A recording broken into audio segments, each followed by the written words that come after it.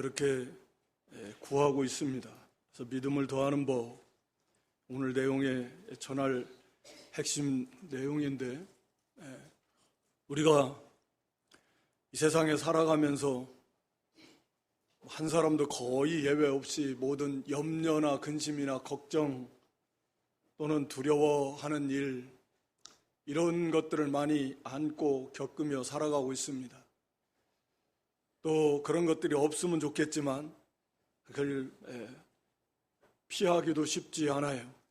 어떤 큰 능력이 필요할 때도 좀 많이 있고, 그러한 격들을 겪으며 살아가는데, 성경은 우리가 잘 아는 대로 이러한 모든 것을 해결할 수 있는 방법이 있는데, 그것이 바로 믿음이다 라고 이렇게 성경은 말씀합니다.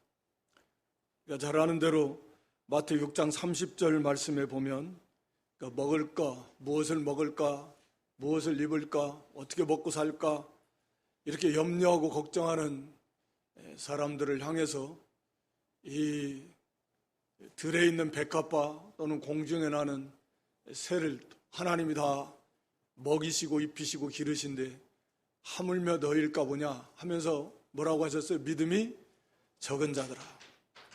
그러니까 결국은 믿음의 문제다. 염려의 문제, 근심 걱정의 문제가 결국은 우리가 믿음만 있으면 염려하지 않는, 걱정하지 않는 그러한 삶을 살아갈 수 있다. 그러니까 뭐 돈이 있어야 그런 게 아니고 몸만 있으면 된다는 거예요. 믿음만 있으면 된다. 사람들은 보통 우리가 착각 많이 하잖아요. 그러니까 결국은 믿음이 없기 때문에 염려하고 근심하고 걱정하는 모든 문제들이 실제로 뭐 대부분은 일어나지 않는다라고들 말하지만 그렇죠. 그래서 일어나도 상관없고, 그러니까 이 믿음만 있으면 염려하고 근심하고 걱정하지 않을 수 있다. 또 우리 마태 8장 23절 26절에는 이 큰 물결이 일어나서 막 빠져 죽게 돼서 죽을까 봐 두려워하는, 우리를 막 구원해 달라고 우리가 죽겠습니다 할 때 26절에 우리 주님께서 뭐라고 하십니까? 어찌해서 무서워하느냐? 믿음이 적은 자들아. 결국 믿음의 문제예요. 죽을까 봐 무서워하고 두려워하는 것도 결국 믿음만 있으면 죽음 앞에서도 결코 두려워하지 않을 수 있다. 그러니까 돈이 있다고 두려워하지 않는 게, 의술 좋은 그런 의사가 옆에 항상 주치의가 있어서 두려워하지 않는 게 아니에요. 무엇의 문제예요? 믿음의 문제입니다. 믿음의 문제. 우리 마태 17장 20절에도 보면 귀신 들린 아들을 쫓아내달라고 그랬는데 쫓아내지 못했습니다. 그래서 이 인생에 사람이 해결할 수 없는 그런 난관, 큰 하나님의 능력으로 해결할 수 있는 것들이 있는데 그런 것들 우리의 삶 속에서도 많아요. 근데 왜 그걸 쫓아내지 못했느냐? 너희 믿음이 적은 영거다. 너희 믿음이 적다. 그러니까 믿음이 적기 때문에 이러한 큰 어려운 문제들, 이 능력으로 능히 해결할 수 있었는데 결국 믿음이 적어서 그 문제를 해결하지 못한 것이다. 그러니까 이 믿음의 문제라고 하는 거죠. 너무나 중요하지만 우리가 구원받는 것도 믿음이, 오직 믿음으로 구원받고 구원받은 성도들은 이제 믿음으로 살게 되어 있습니다. 하나님을 기쁘시게 하는 것도 우리 히브리 11장 6절에 믿음이 없이는 하나님을 기쁘시게 못합니다. 우리가 사람의 제일 된 목적이라고 하면 하나님을 영화롭게 하는 거예요. 영혼도 그를 즐거워하는 것인데 하나님을 기쁘시게 하는, 믿음이 없이는 하나님을 영화롭게 할 수 없습니다. 로마 4장 20절도 마찬가지인데 믿음이 없어 하나님 말씀을 의심하지 않고 아브라함 같은 경우 그 굳게 믿음으로 하나님을 영화롭게 했다. 그러니까 믿음으로 하나님을 기쁘시게 할 수 있습니다. 믿음이 있어야 하나님을 기쁘시게 할 수 있습니다. 하나님을 영화롭게 할 수 있다.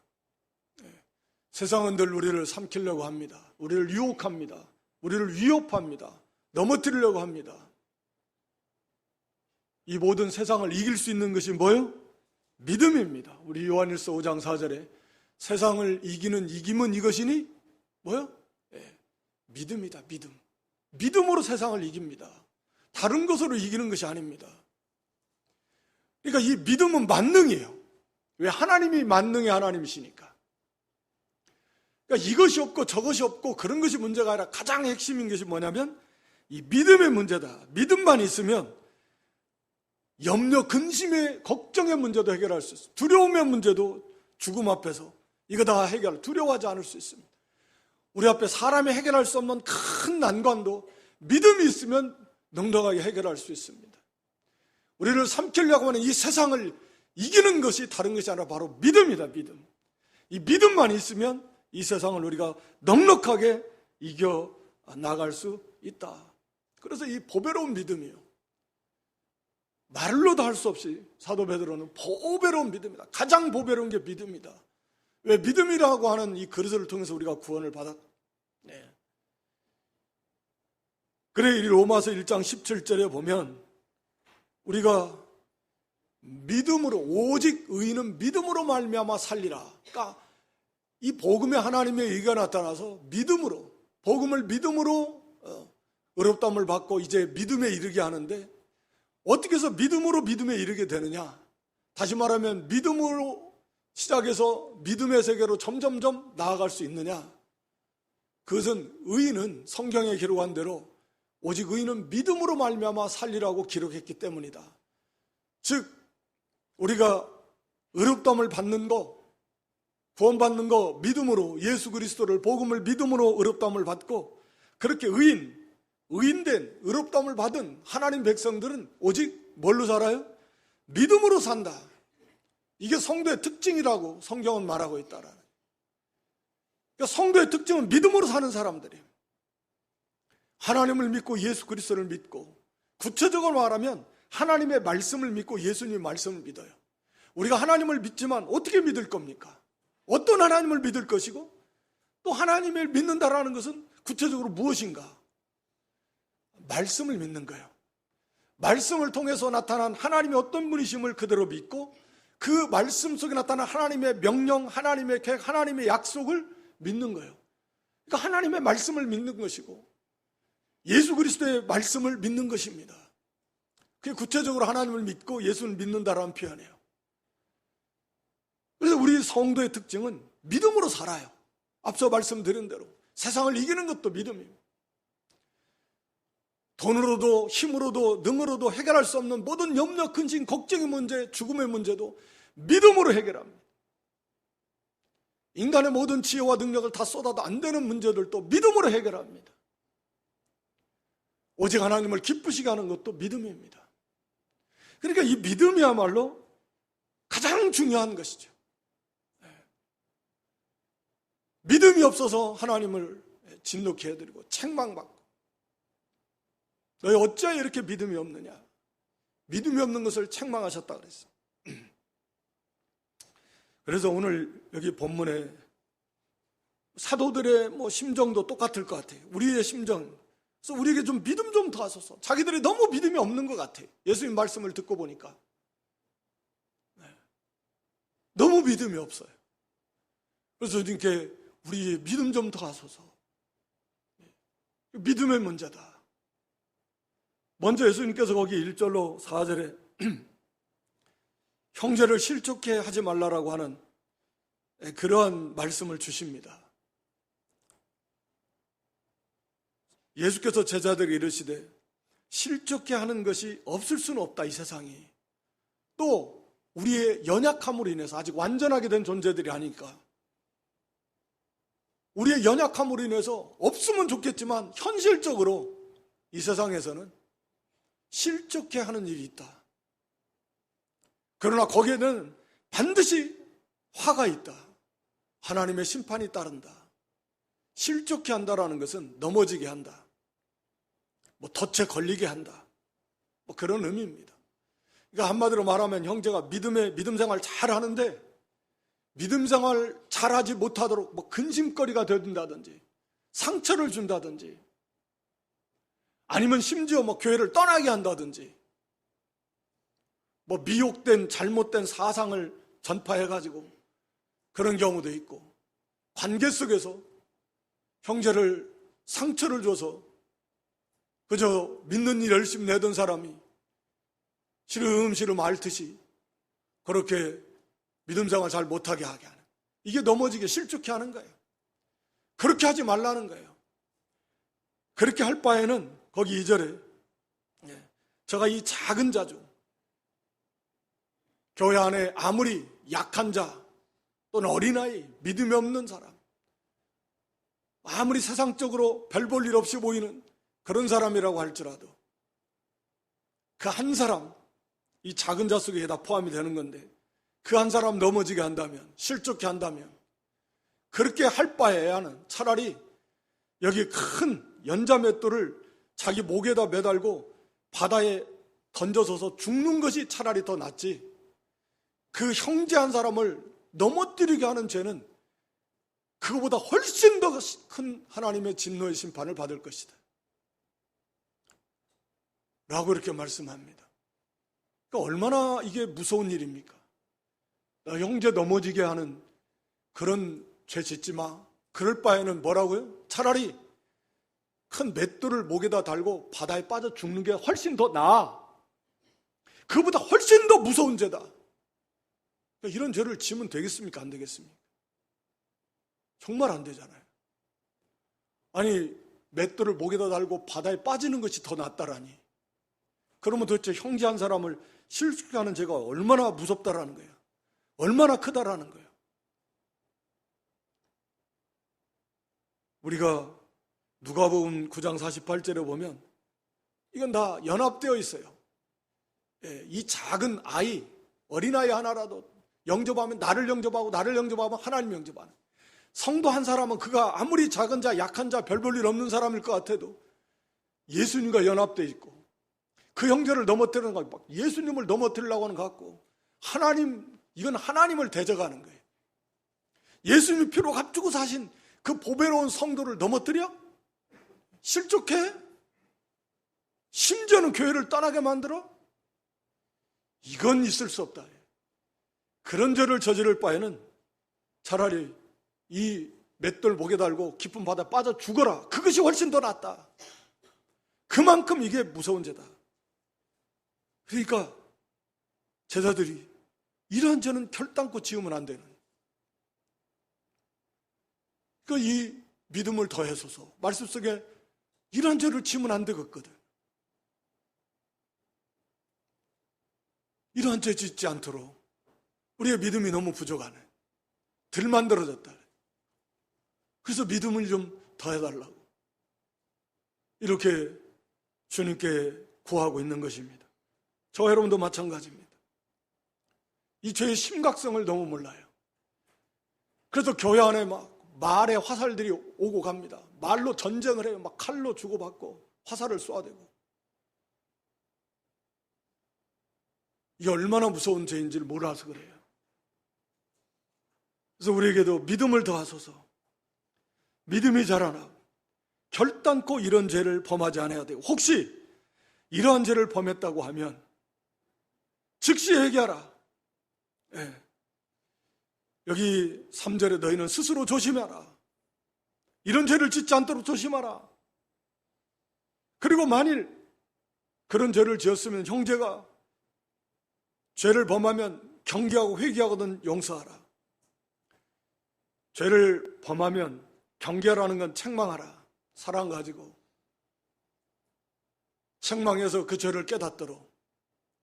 그리고 형제가 용서하면, 아니죠, 회개하면 용서해 주라는 거예요. 하루에 7번이라도.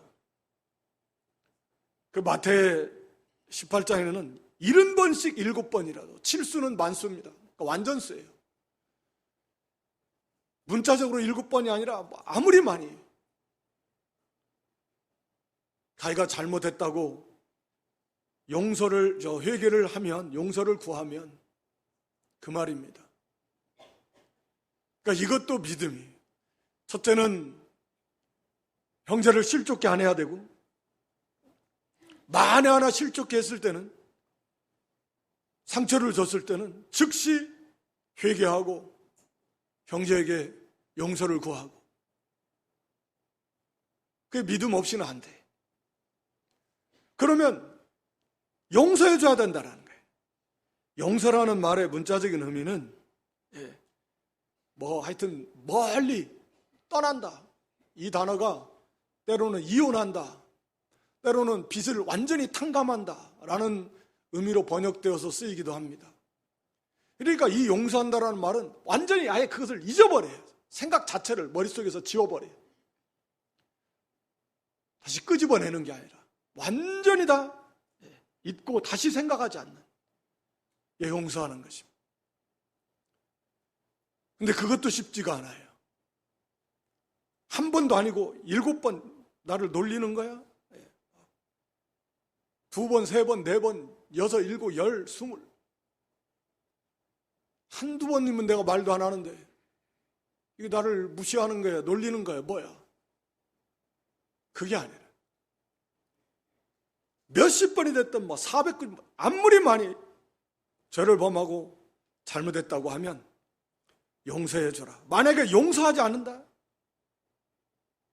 용서하지 않아가지고 상대방이 오히려 내가 잘못했다고 사과를 하는데도 용서 안 해줘. 그래가지고 또 상처를 받아 실족하면 똑같이 형제를 실족케 하는 죄를 범하게 되는 거예요. 그래서 스스로 조심하라는 건 다 해당이 되는 거예요. 형제를 실족지 않도록 조심해야 되고, 회개했을 때 용서하지 않으면 또 그 형제를 실족케 하는 거예요. 어떻게 용서 잘못했다고 했는데 그렇게 용서를 안 해주냐. 그래가지고 상처 주고, 그러면 그것도 똑같이 형제를 실족케 하는 죄에 빠지게 되는 것이다. 그래서 조심하라는 거예요. 그러니까 이 제자들이 볼 때, 야, 이게 정말 심각한 문제인데 자신들이 보니까 너무 믿음이 너무 부족하구나. 무식증의 형제를 실족케 하는 죄를 범하기도, 또 심지어는 형제가 용서해달라고 할 때 한두 번이 아니고 7번씩이라도, 또는 70번씩 7번이라도 무제한으로 용서해줘야 되니 그게 어찌 쉬운 일인가. 그래서 믿음을 더해달라고 이렇게 구하고 있습니다. 그럴 때 우리 예수님께서는 아마 이게 우리가 언뜻 볼 때는 이게 믿음의 문제인가? 오히려 사랑의 문제 아닐까? 형제를 용서해 주는 것은 사랑과 긍휼이 더 그런 마음이 있을 때 용서가 될 것 같은데 제자들은 왜 믿음을 더해달라고 그럴까? 사실은 이 믿음과 사랑은 뗄 수가 없습니다. 같이 갑니다. 믿음은 안 자라는데 사랑이 풍성할 수 없습니다. 믿음이 자라나는데 또 사랑이 없다. 그것도 말이 안 되는 거죠. 우리가 디모데전서 1장 5절에도 막 간략하게 짚고 넘어가면 이 사랑은 어떻게 나느냐? 마음이 깨끗해야 되고 양심과 진실한 믿음, 믿음과 양심은 같이 가잖아요. 양심 안 쓰면 믿음은 깨진 거고. 그러니까 진실한 믿음과 양심을 똑바로 써나갈 때 그 사람 속에 사랑이 더 풍성해지게 된다 라고 하는 것입니다. 갈라디아 5장 6절에도 사랑으로서 역사하는 믿음밖에 없다 라고 이렇게 말합니다. 그러니까 이 믿음과 사랑은 사실은 뗄 수 없어요. 믿음이 자라난 만큼 사랑도 더 풍성해지게 되어 있습니다. 그러니까 베드로서 1장에서도 마찬가지인데 믿음에다 계속 공급해야 돼요. 그래서 마지막에는 형제와 사랑을 공급해서 온전한 믿음으로, 온전한 신앙의 인격자로 만들어져 가게 되는 것, 신의 성품에 참여하게 되는 것입니다. 하여튼 그래서 오늘 제자들은 우리에게 믿음을 더하소서, 오늘 저 여러분들의 그런 그 간구이기도 하겠지요. 그럴 때 예수님이 여기 두 가지 비유를 말씀하십니다. 첫째는 겨자씨 비유인데 6절에 보면 너에게 겨자씨 하나일 만한 믿음이 있었다면, 이 말은 무슨 말씀? 믿음이 있다는 거예요? 없다는 거예요? 없다는 거예요. 겨자씨 하나할 만한 믿음이 있었다라면, 그러니까 없다 지금. 너에게는 겨자씨 하나할 만큼의 믿음이 지금 없어서 그런 것이다 라고 하는 것입니다. 겨자씨 하나할 만한, 겨자씨는 씨 중에 제일 작다, 성경 그렇게 말하고 있어요. 그러니까 제일 작은 씨를 상징합니다. 혹 더 작은 씨가 있을 수도 있을지 모르겠지만 하여튼 가장 작은 씨다, 겨자씨는.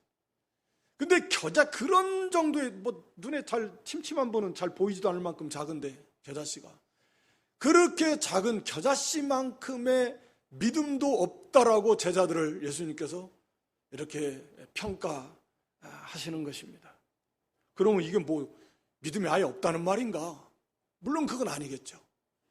왜냐하면 제자들 다 가룟 유다를 제하고는 구원받은 사람들입니다. 마태 17장 20절을 다시 한번 보여주시면, 한번 봤던 건데, 마태 17장 20절에 너희 믿음이 적은 연곤이라 이렇게 말씀하시면서 여기에서도 진실로 너희가 겨자씨만큼만 믿음이 있다고 하면 이 산을 명해서 저기로 옮겨라 해도 옮길 것이다. 그러니까 믿음이 적다라고 하면서 너희가 겨자씨만큼의 믿음도 없다. 그러니까 이들이 구원받았어요. 예수님이 그리스도인 것을 믿었어요. 구원받은 믿음은 있는데 문제는 겨자씨 하나할 만의 믿음은 없다 라고 이렇게 말씀합니다. 오늘 저와 여러분이나 대부분의 많은 경우에도 바로 이 문제, 겨자씨의 믿음이 없다, 겨자씨 하나할 만큼의 믿음이 없어서 능력이 안 나타나고, 오늘 마태 17장 귀신이 안 나가고, 뽕나무 뿌리를 뽑아서 옮길 만한 그런 역사 안 나타난다 라고 하는 거죠. 겨자씨만한 믿음은 뭐냐 도대체.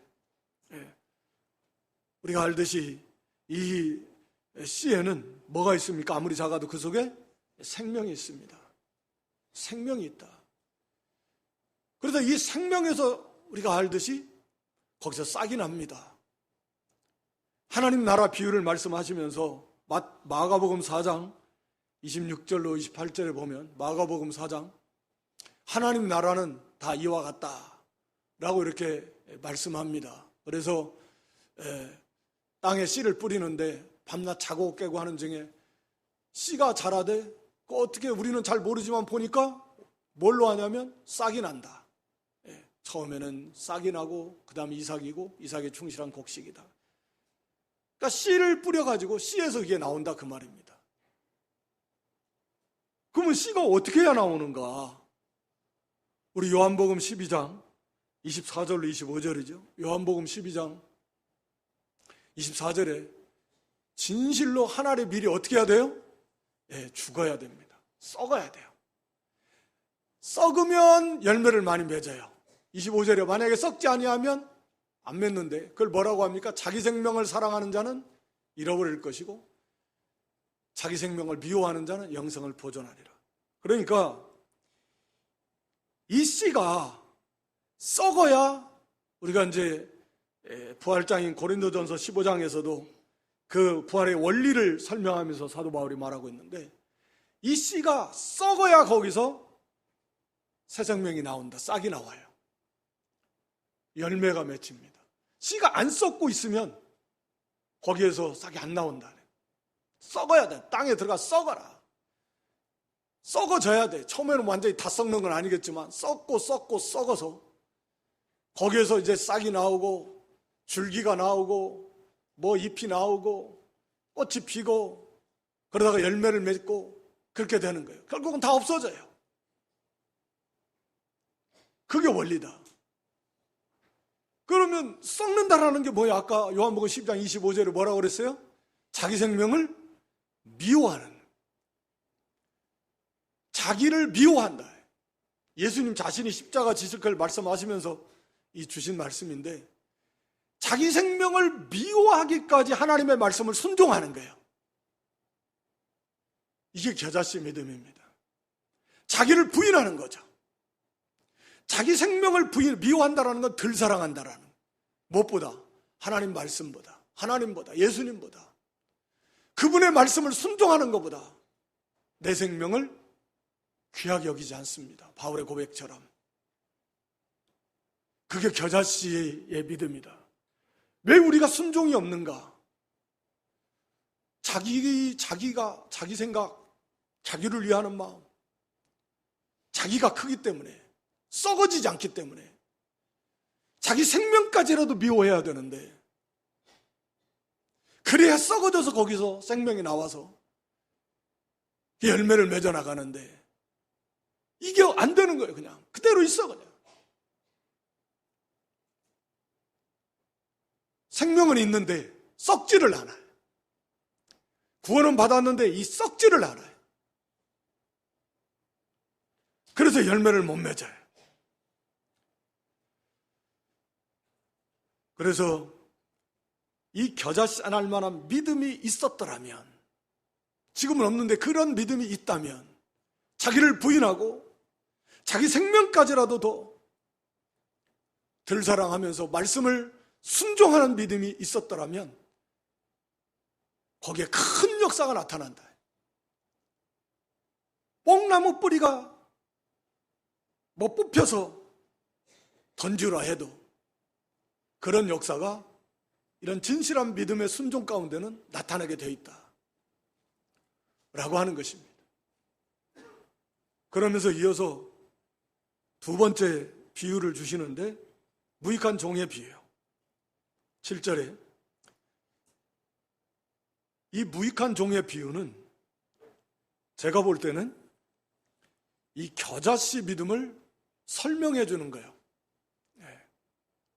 다르게 섬김의 도리를 말씀해 주셨다라고 말할 수 있지만, 이건 겨자씨 믿음이라는 것이 구체적으로 어떤 것이냐 라고 하는 것을 무익한 종의 비유를 통해서 우리 주님께서 가르쳐 주고 계신 것이다 라고 이렇게 보여져요. 그 내용은 다 같아요. 첫째, 너희 중에 네게 밭을 갈거나 양을 치거나 하는 종이 있는데, 자, 종과 주인이 나옵니다. 여기 마지막 10절에 나는 무익한 종입니다. 우리가 너무나 흔하게 하나님의 종, 사도들은 자기를 하나님의 종, 그리스도 예수의 종, 우리가 진짜 종은 세상적 종이 있는 시대가 아니니까, 그러나 어떤 사람들은 실제로는 종 같은 계급사회다, 현대사회도 갑질 이런 것도 결국은 이제 비슷할 수도 있는데, 그러나 이 도예시대, 이 종이 있는 시대에 있어서는 완전히 다르죠. 말 그대로 종은 주인의 소유예요, 소유. 자기의 것이 없고 자기를 주장하고 자기 생각 뜻대로 할 수가 없어요. 그냥 주인의 것입니다. 주인의 재산이고. 그래서 주인의 뜻대로 절대 복종. 그게 종의 이치예요. 자기 뜻대로 하고 자기 생각대로 자기를 위해서 하고 그런 거 없어요. 바로 우리가 그런 사람들이라고. 우리가 고린도전서 6장 19, 20절에 너희가 바로 하나님 그렇게 말하고 있잖아요. 값으로 산 바가 되었다. 너희는 너희 것이 아니야. 이걸 좀 깨닫고 있는가? 자기 부인이에요. 우리가 너무나 자주 고백하고 하지만, 그러니까 스스로 자기가 주인 노릇하며 산다. 그러니까 순종 못하는 거예요. 겨자씨 믿음이 없는 거예요. 나의 주인이 하나님이시고 우리 주님이시다라고 하는 진실한 깨달음이 있다라고 하면, 나는 내 것이 아니고 주님의 것이다. 주를 위해서 존재하, 너희 몸으로 하나님께 영광을 돌려야 되는 그런 존재지. 나의 영광을 위해서, 나를 위해서 살 존재가 아니다. 그것을 진실로 좀 깨닫는다면, 하나님 말씀 앞에서 그건 자기 생각하고 안 맞는다고, 지금은 좀 안 되겠는데요, 이렇게 하면 나한테 별 도움이 안 될 것 같은데, 이럴 수 있을까? 종인데 감히 생각할 수 없는 거죠. 그래서 철저하게 자기를 부인하고, 그리고 그 말씀을 순종하는데, 거기 7절에 보면 밭을 치거나 밭을 갈거나 양을 치거나 하는 종이 있어. 밭에서 돌아오면 저더러 곧 와 앉아서 먹으라 할 것이 있느냐. 밖에서 수고했으니까 오자마자 아이고 배고프지, 와서 밥 먹어야지. 그런 경우가 당시에는 그렇게 대접받는 종이 없다라는 거예요. 당연한 거죠. 그런 주인이 어디 있냐 이게. 집안에 들어오면 또 집안일 해야 되지. 주인이 식사 준비하고 식사하는데 옆에서 여기 띠를 띠고 자 준비하고 있어서 필요한 거 다, 그게 종이 할 일이다. 당시 사람들의 입장에서는 너무나 이게 익숙한 당연한 비유를 주시는 거예요. 우리가 하나님 앞에서 그래야 된다라는, 대접받을 생각하지 말아줘. 무슨 일 좀 하면서, 좀 한다라는 표현이 그렇지만 하나님 나라 일에 하는 좀 알아주고 좀 인정해주고 이렇게 좀 대접을 해줘야 되는데 또 알아주지도 않고 전혀 뭐 인정도 안 해주고 대접도 안 해주고, 그래가지고 그런 상태에서 무슨 일을 한다고 그게 믿음이 자라나겠느냐. 믿음이 자라나겠느냐. 하나님의 일을 한다고 하면서 그런 대접받기를 원하는 마음, 인정받기를 원하는 마음, 알아주기를 원하는 마음, 그런 마음 갖고 있으면 그런 상태에서 어떤 일을 한다고 해도 그 믿음이 자라나지 않는다. 그 속에 그게 안 됐을 때 뭐가 있겠어요? 서운함이 들어가고. 그런 상태에서는 아예 그런 생각하지 말아라. 뭐 누가 뭐 누굴 알아주고 못 알아주고 그거 아무 관계. 종처럼. 그리고 항상 띠를 띠라는 것은 항상 깨어서 근신하고 자기가 할 일에 대해서 항상 준비되어 있는 그런 자세. 띠를 띠고 일을 할 언제든지, 아직 일도 끝나지도 않았는데 허리띠 풀러놓고 그런 자세 말고 항상 근신하면서 깨어서 자기의 맡은 바 이 사명을 언제든지 감당하려고 하는 그런 자세가 있어야 된다라고 하는 것을 말씀하면서, 그러면서 거기 9절에 명한 대로 하였다고 종에게 살해하겠느냐. 아이고 수고 많았다, 너무 고마워, 아이고 너무 감사해서 어쩌지, 이런 주인이 있겠냐 말이에요. 그러니까 그런 거 막 칭찬받았고 막 고맙다 감사해요 뭐 이런 소리 들을 생각하지 마라. 물론 그거 뭐 하지 말라 소리는 아니지만 그런 소리 하면 뭐 어쩔 수는 없지만 그걸 기대하지 말라. 기대하지 마라. 쉽지가 않아요. 열심히 수고하고 막 그냥 힘들게 해서 음식을 만들어 놨더니 누가 맛있다 소리 한 번도 안 해주고, 이게 뭐 속이 상해가지고 이게 다음부터 내가 하나 봐라. 그런 마음이 좀 들 수 있잖아요. 너가 막 열심히 일했는데 말 한마디 오고 가면서 뭐 수고한다 소리 안 해주고 그냥. 그러면 서운하다. 그럴 수 있잖아요. 이게 우리의 연약성이다. 그런 거 바라보지 마라. 그런 거 기대하지 마라. 왜? 여기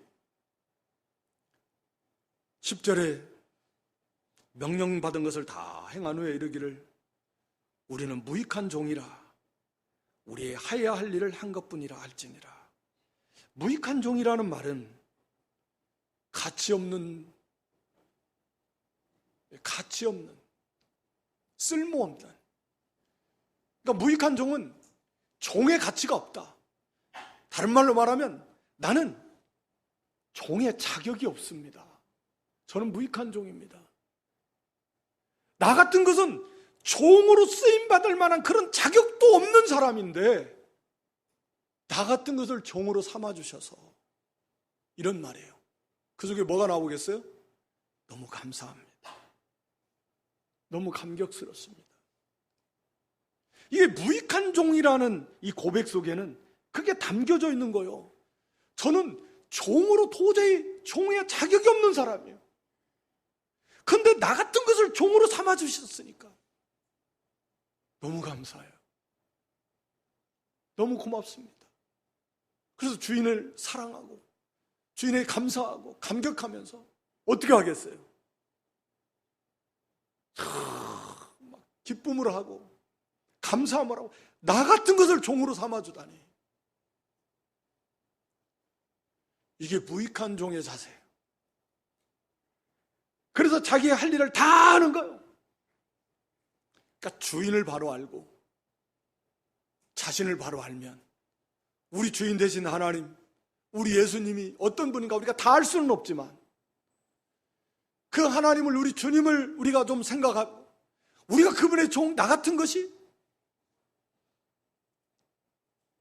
죽어 마땅한 영원한 지옥 불 속에 들어가 마땅한 인생이 하나님을 거역하고 대적하고 반역하고 버러지 같은 인생이 어떻게 하나님의 종이 돼요? 하나님 영광을 일할 수 있단 말이에요. 하나님 기뻐하시는 일을 하고 하나님의 나라를 세워나가는 이 막중한 일에도 쓰임받고 하나님의 영광을 나타내는 일에도 쓰임받는다. 나 같은 것을 통해서 이 하나님 나라를 세워나가는 일을, 나 같은 것을 통해서 일을 하신다고? 이 어마어마한 존귀한 일을 우리가 주인을, 하나님을 알고 우리 주님을 안다면, 그리고 나를 안다면 무익한 종입니다. 나는 가치 없는, 나는 종의 자격도 없는 그런 인생입니다. 근데 저 같은 것을 이렇게 종으로 삼아주셨으니까 너무 감사합니다. 이게 무익한 종의 자세요. 이게 겨자씨의 믿음이요. 자기를 부인하면서 당연히 할 거죠. 너무 이거 해도 뭐 1000만 번, 이 1000배, 10,000배를 더해도 부족한 만큼 너무 감사한데요. 주님의 그 은혜와 사랑을 생각할 때 나 같은 걸 종으로 삼아주시기 위해서 베풀어진 그 사랑과 은혜를 생각하면 이따 이거 이까지 거 100번, 1000번 더 해도 내세울 거 하나도 없는데요. 무슨 그런 말씀을 하십니까? 당연히 할 일을 한 것뿐입니다. 이게 가져야 될 자세라는 그런 자세를 가지고서 명령한 거, 명령받은 거, 하나님 명령, 주인의 명령에 다 행하라는 거예요. 그것이 무엇이 됐든 다 행하라. 믿음과 행함은 뗄 수 없잖아요. 우리 야고보 1장 22절 25절에 살펴봤지만 듣기만 하고 행하는 자, 행하지 않아서 이게 스스로 속는 사람. 오늘처럼 말씀은 많이 들어서 아는데 행함이 없으면서도 자기가 지식이 있어서 지식 가지고 믿음이 그만큼 된 줄 스스로 속는 거예요. 겨자씨 안 할 만한 믿음이 없으면서 우리가 이 시대에 자기를 부인하고 자기를 썩고 자기 생명을 미워하고 무익한 종이라고 고백하면서 진짜 그렇게 깨달으면서 대접받을 생각, 칭찬받을, 인정받을 생각 아예 하지 않으면 당연히 할 일이고 이거 다 해도 몇 번을 더 해도 그래도 부족한 것이다. 이런 자세로서 자기에게 맡겨진 사명, 내가 해야 될 일 다 행하는 그게 무익한 정이에요. 그게 겨자씨만한 믿음이에요. 이렇게 될 때에 거기에 여기 6절에 그랬잖아요. 겨자씨 안 할 만한 믿음이 있었다면 뽕나무더러 뿌리가 뽑혀 바다에 심겨라 하여도 다 순종했을 것이다. 역사가 나타나게 된다는 이런 진실한 믿음으로 순종해 나갈 때 그 사람에게 하나님의 이 역사가 나타난다. 귀신도 쫓겨나고 그 사람 가운데, 그런 가운데 염려, 근심, 걱정의 문제, 두려움의 문제, 이거 다 믿음으로 넉넉하게 이겨나가 하나님을 기쁘시고 세상을 이기고 이러한 자세로 순종해 나가면 믿음에서 믿음으로 날마다 이르게 되고 이기고 또 이기고 하나님을 영화롭게 하는 그런 믿음이 바라기는 오늘 본문의 말씀대로 저와 여러분에게 예수 그리스도를 믿는 진실한 구원 얻는 믿음이 한 사람 대여 없이 다 있기를 바라고, 그런 다음에 이제는 생명 있는데 이 겨자씨와 같이 아무리 작아도 생명 있는데 자기를 부인해 이 썩어야 해. 무익한 종처럼 자기 생명을 미워하기까지, 덜 사랑하기까지, 그렇게 주님의 사랑, 그리스도의 사랑, 우리 하나님의 사랑에 감사 감격해서 우리에게 맡겨진 일을 다 순종하고 칭찬받으려고, 인정받으려고, 알아주기를 기대하고 그런 마음 품지도 말고 기대하지도 말고 다 행함으로 믿음에서 믿음으로 날마다 믿음이 자라나 모든 염려, 근심, 걱정, 두려움의 문제들이, 우리 앞에 큰 어려움의 문제들, 뽕나무 뿌리를 뽑는 것 같은 어려움의 문제들 세상 넉넉하게 이기고 다 해결을 하는, 그래서 날마다 이 믿음으로 승리하는 저와 여러분 될 수 있는 그런 한 해가 될 수 있기를 주님의 이름으로 축원합니다.